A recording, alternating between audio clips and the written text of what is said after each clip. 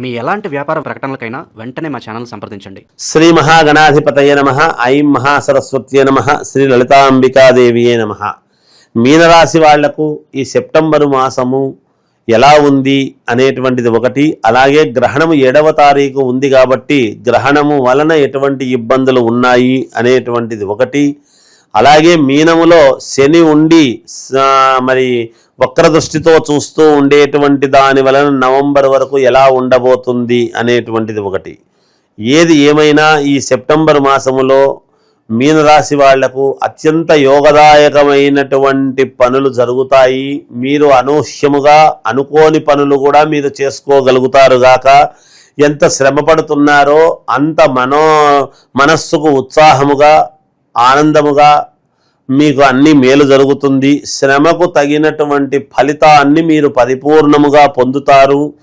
స్థిరాస్తుల విషయంలో ఒక కొలిక్కి రావటము, అనూహ్యముగా ఆకస్మిక ధనలాభం అనేటువంటిది ఉన్నది. అంటే భూముల పరంగా కానీ పూర్వము వాళ్ళ యొక్క స్థిరాస్తులలో డబ్బులు చేతికి అందడము కానీ ఇలాంటివి జరుగుతాయి గాక.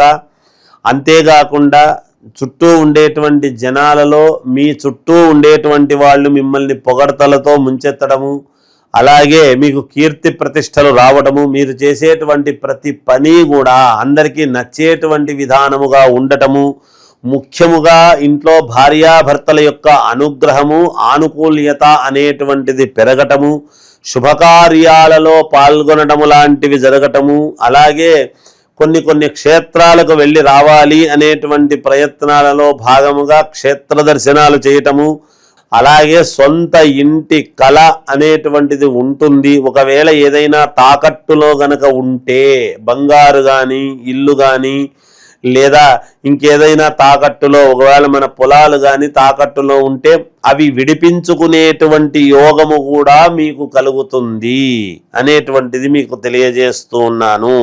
ఉద్యోగాలు చేసుకునేటువంటి వాళ్లకు యథావిధిగా అత్యద్భుతంగా ఉండటము, చిన్న వ్యాపారము దగ్గర నుండి పెద్ద వ్యాపారాలు చేసుకునేటువంటి వాళ్ళ వరకు కూడా తప్పకుండా మీకు వ్యాపారములో కలిసి రావటం అనేటువంటిది ఉన్నది. అంతేకాకుండా గ్రహణము అనేటువంటిది ఉన్నప్పటికీ కూడా మీకు ఎటువంటి ఇబ్బంది అనేటువంటిది ఉండదు. ఎందుకంటే గ్రహణము కుంభరాశిలో జరుగుతూ ఉన్నది కాబట్టి కుంభరాశ్యాధిపతి శని ఎప్పుడైతే మీనములో ఉన్నాడో కనుక ఆయన ఆ స్థానములో లేడు కాబట్టి మీకు ఎటువంటి ఇబ్బంది లేకుండా శనైశ్వరుడి యొక్క అనుగ్రహం ఇంకా మీకు పరిపూర్ణముగా మీకు ఎంత మీరు తిరుగుతారో ఎంత మీరు శ్రమ పడతారో ఆ శ్రమకు తగినటువంటి ఫలితాన్ని మీకు ఇచ్చి దేహానికి ఎటువంటి ఇబ్బంది లేకుండా పూర్ణ ఆరోగ్యవంతులుగా ఉంచేటువంటి దానికి కూడా ఎక్కువ శాతం అనుకూలంగానే ఉన్నది.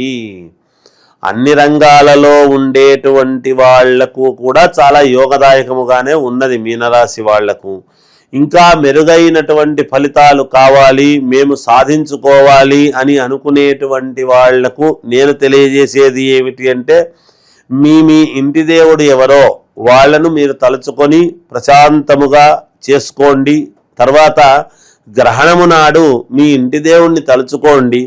ఏది ఏమైనా మేము చేసుకోగలము అని గనక అనుకుంటే 1.25 కిలో బియ్యము, చంద్రగ్రహణము కాబట్టి చంద్రుడికి సంబంధించినటువంటి బియ్యము, ముత్యము, వెండి ఏదైనా అంటే మామూలుగా సర్పముతో కూడినటువంటిది వెండిది నాగపడిగ కానీ లేదా ఉత్త వెండి కానీ దానము చేయవచ్చునుగాక. అది మీ శక్తి అనుసారం.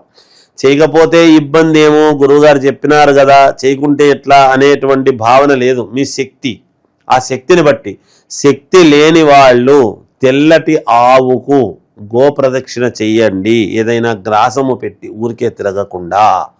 ఇది లేదు ఆవు పాలతో శివుడికి పరమేశ్వరుడికి అభిషేకము చేయించండి. శక్తి లేని వాళ్ళు ఆవు పాలతో ఖచ్చితముగా మీకు ఆ గ్రహణము నాడు గ్రహణం అయిపోయిన మరుసటి రోజు ఆ పాలతో అభిషేకం ఎప్పుడైతే చేయించుకుంటారో మీ పేర్లతో మీకు మేలు జరుగుతుంది అని తెలియజేస్తూ జయోస్తు.